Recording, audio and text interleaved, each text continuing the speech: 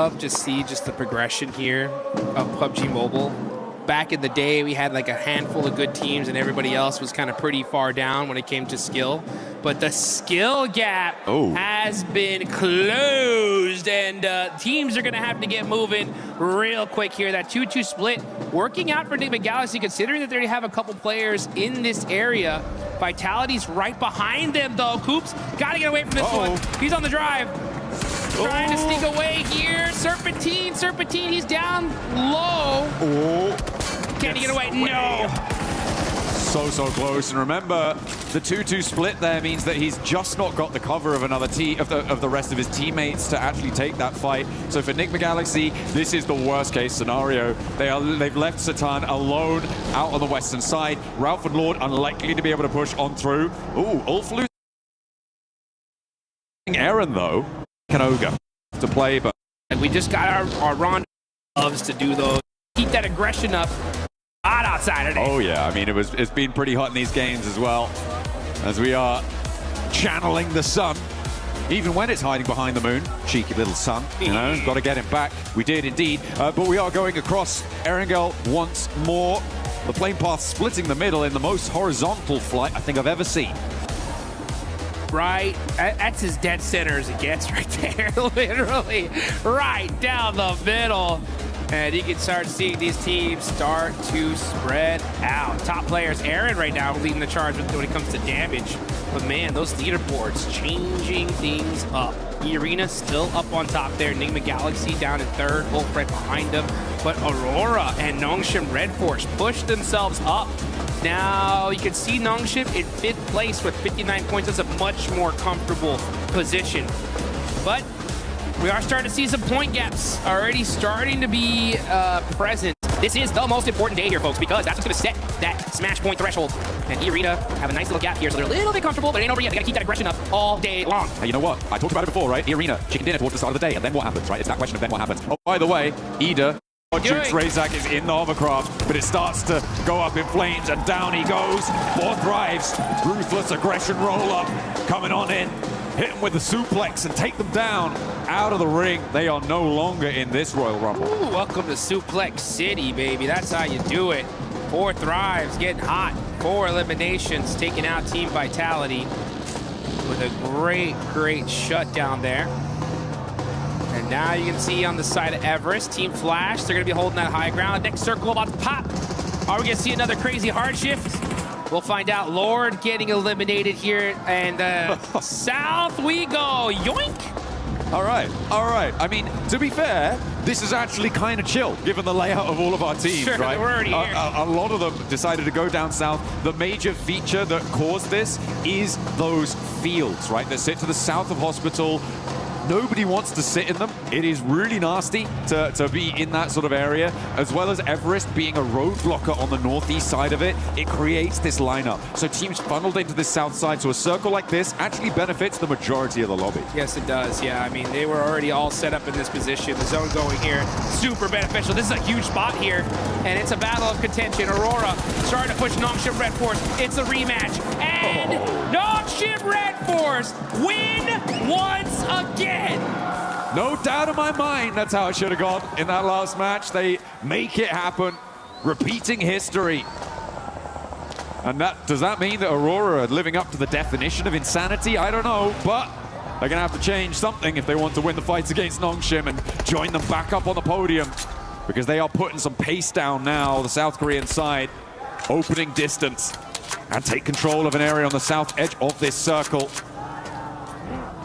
Putting pressure onto S2G, stopping Godlike potentially moving in, as well as Flash off in the distance. I've had the pleasure of being able to spend some good quality time with the players from Aurora, especially after their performance at PMGC. And I'll tell you one thing, if I know these guys, they are fuming right now. Well, you know, it's not infrequent that Doc wins the MVP award, despite not winning this tournament. Yeah. And he's not necessarily on track to do that here, but yeah, it's evident that they definitely are gunning for this top spot, but right now they're being denied.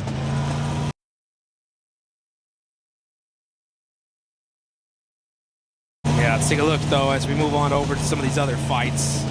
Now 14 teams are remaining. We got Aurora, Vitality out. A couple players from some other squads out as well. Wolf did lose a player early on. But E-Arena, 2 eliminations. They are the big squad in this lobby. Got a nice position in this zone as well. It's going to be really interesting to see how this game is going to fare. Also can't wait to hear what the Deaths has to say, especially about like that Enigma Galaxy split. I hope we hear from them because it's such an interesting play.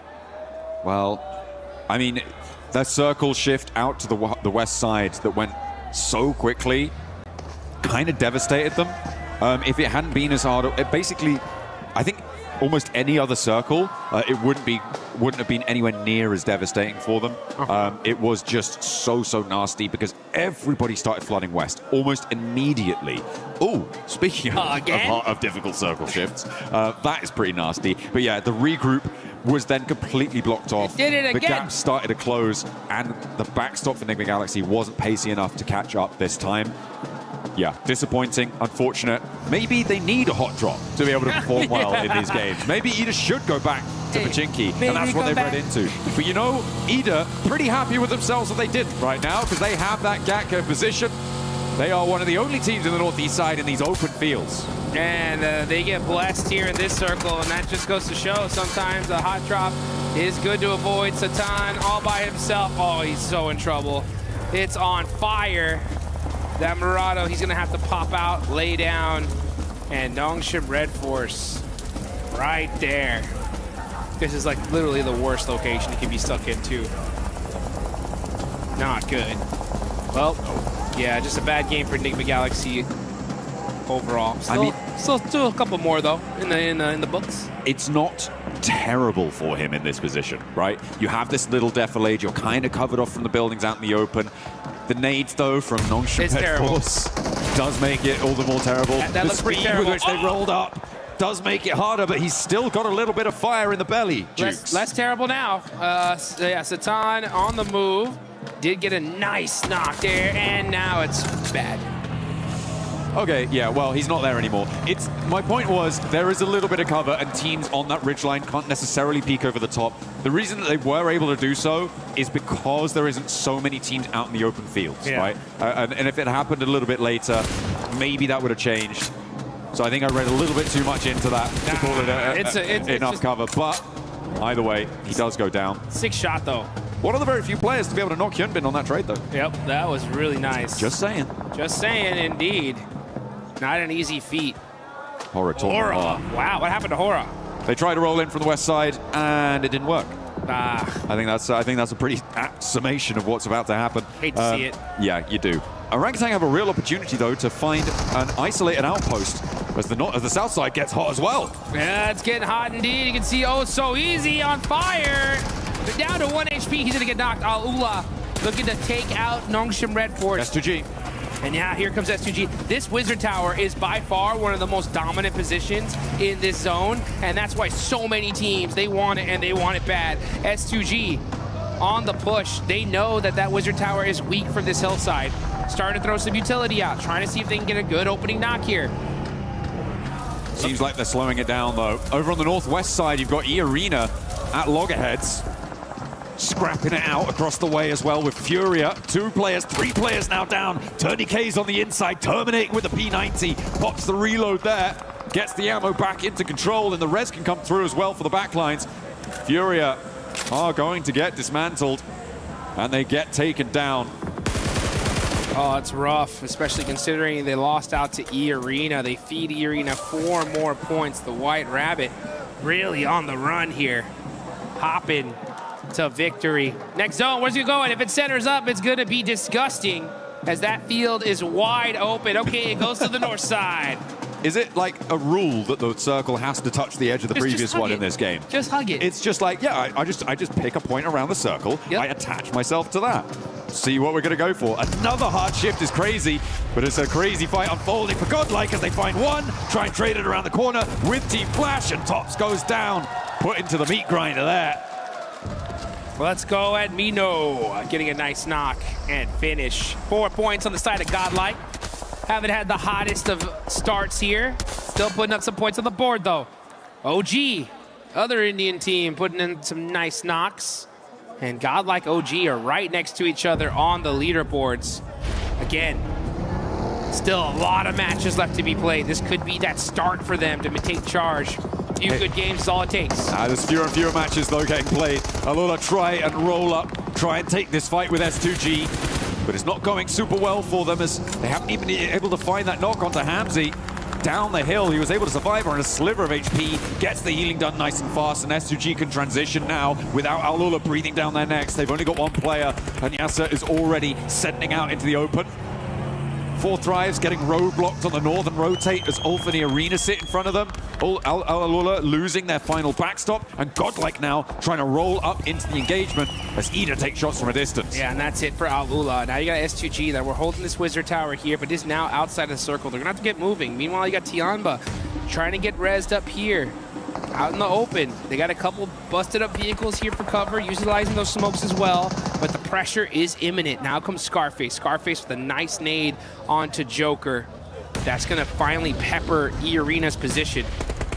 But now E-Arena are in this next zone. Godlike trying to possibly gatekeep this. I almost ran right into that nade. That was dangerous. Solo remaining for Nongshim. Did they spot him? A spiteful look in his eye, a glint, a gleam of malice, but it's spotted by Solke. He sees that one gleaming in the grass and puts it down. Snake out of action. That's huge. Now they don't got to worry about that anymore, but now they got to worry about Godlike, as they got one of those players up close and personal. Gonna switch on fights all over to this fight, though, as E-Arena, top team in the lobby, still alive. Now we're back. Hey, they're more than alive. They're kind of thriving on this northwest side in that fight. Goodness me. Godlike losing their backstop there as Mino goes down. And now playing on as 2. Chunks being torn out of everyone as TourneyK continues to turn up the heat with that P90. Finds a load of elims from Ulf. TourneyK now taken out. That is huge. That's going to be from Aching. Tianba now getting in the mix. They know it's E-Arena, so if you're Tianba, this needs to be your hard focus here. You want to be able to slow them down. I mean, you want to, sure. You absolutely do, but the question is, can you? With TourneyK out, you're right, without that P... Oh, wait, hang on a minute. I think Joker was able to recover the P90 just there. Do you have ammo for it, though? Or I believe he was able to pick everything up there from the body. But it's a hard shift again. What is going on? It has to touch the previous circle. It's a roll. I'm telling you. It's something about this game. 4 Thrives, they're going to have to leave, but they may have to leave one of their players behind as Falak has taken a knee. Scarface down low. Last player alive for Ulf. A nade over the top from down IQ. Low. Good bounce. Too slow. Rolls under. Right behind the wheel arch, and it's right in his face. Bye. Scarface, you can't chew that. Oh, man, he ate that one. And 4 Thrives on the move. IQ going on over to Falak. Gets the res right on time. Save. Able to keep things alive. No idea what that was. Able to keep him alive, but Azaifa not so lucky. As Falak will get back to his feet. But they have a long road to tread now. S2G covering off the south rotate, and I feel like E-Arena sweeping around may not be the worst idea. Maybe try and push through 4 Thrives. Continue on, challenge S2G's backstop, maybe. Oh, it's a difficult approach, no matter which way you cut it. But for E-Arena, they're already on 6 elims, Dukes. They're already into the top 6. They're having a good game, and everybody from 2nd down to 6th has already gone down. Oh, Schweppes spins out and gets punished. Falak barely moving out the way, gets a couple, but now there's Mormon up. IQ, got to make a play here. You need to stop E-Arena. They have been too dominant so far. They are putting in work. They take down Falak. Now Mormon gonna have to run away. This nade looks good from IQ though. Oh, it gets to secure. 4 Thrives finally shut down E-Arena. Okay, so they are drawn a little bit shorter than they could have gone.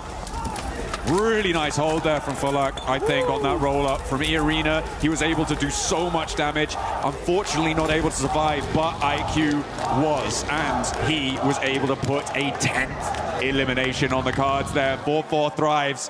They have been blasting on this western side in the thick of it. The fight, seemingly, Well, the flower of their success has bloomed. IQ now rolls over the top, steps up with Aching, and he springs out wide.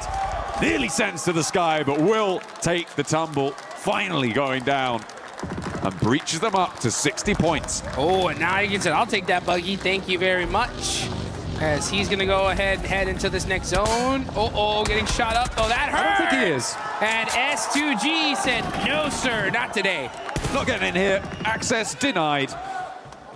Hey, you know what's brilliant? What's that? Ida didn't hot drop, and now they're in the final circle. Oh! Isn't that great? It's almost like it was a good idea. Who'd have thought? Who could have thought that not dying immediately would be a good idea? Orangutan trying to break out from their compound on the north side, but again, so open. Two teams with broadside on you. I don't think you last that much longer here. A cop on that north edge.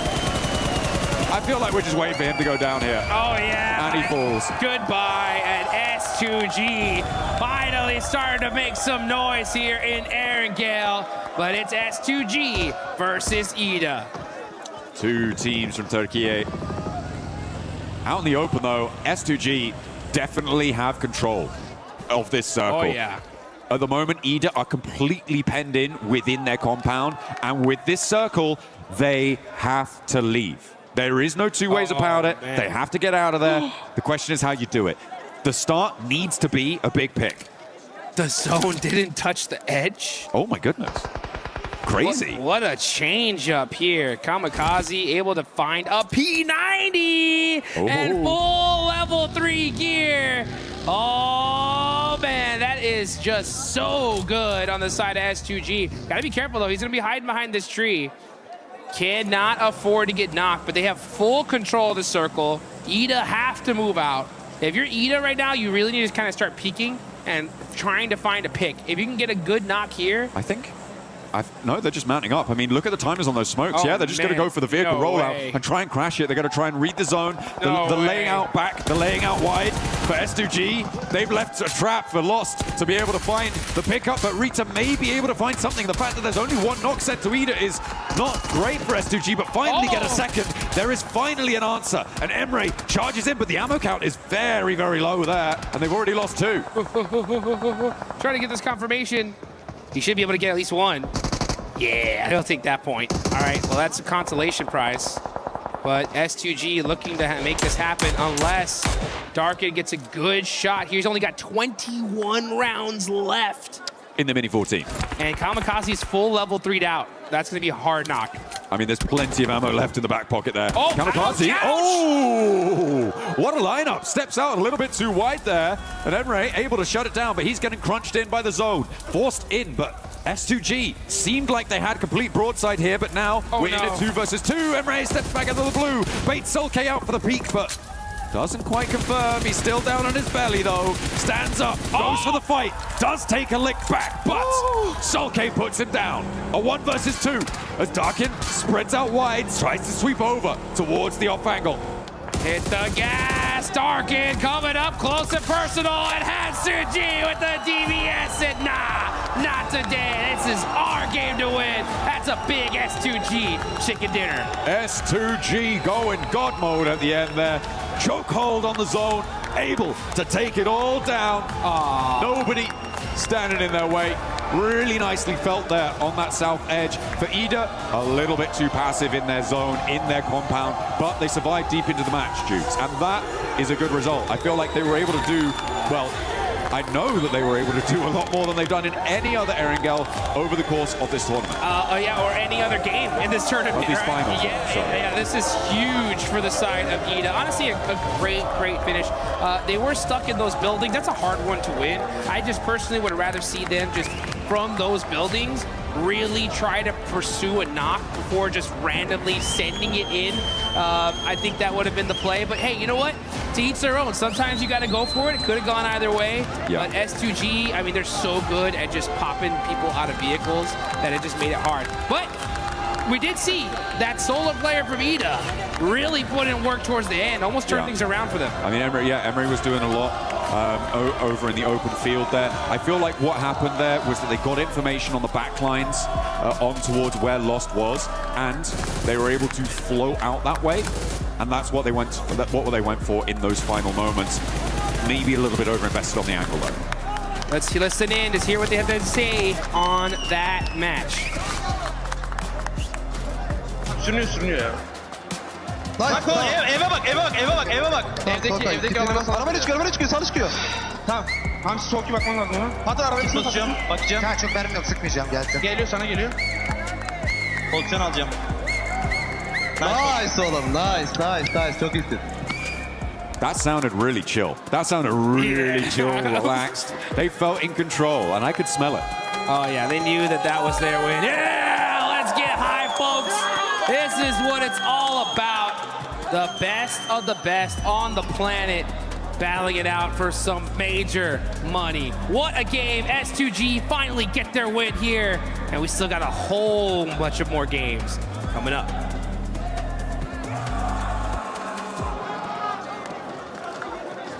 EWC 26, I'm the 7WG, and I'm joined by none other than the record-breaking man, Snacks Gaming. Snacks, how are you enjoying Paris so far? I'm in amazing bonjour and representing India here doing the watch party. I'm the first Indian ever to host a watch party officially from the S-tier tournament, World Stage, World Cup. First Indian ever to do the watch party, and I'm super proud that these 8 boys, the game they showed in the group stage, the way they qualified, the standard they have set, because we don't get to play regularly these lobbies, and the way they adapted these lobbies and the way they qualified made us proud, and that's why I'm here. That's the biggest one, the way that they have adapted to the lobby. I feel like it's one of their biggest strengths too. We saw that with OG, we saw it with Godlike as well. Talking about Godlike, no more hot drops out of that team. They started performing a lot better here in these last matches. In the group stage, as they said, they did try to experiment the drop fights. I mean, they had a lot of drop fights, but initially for the first day of the group stage, they didn't felt good after taking the drop fights. They switched the playstyle, and now they're playing safe for the initial part of the drop. Then after that, if they survive 4-man, you have seen the players' potential. The way S-Power clutched. I mean, I feel like it's going to be the clutch of the tournament. The way he played.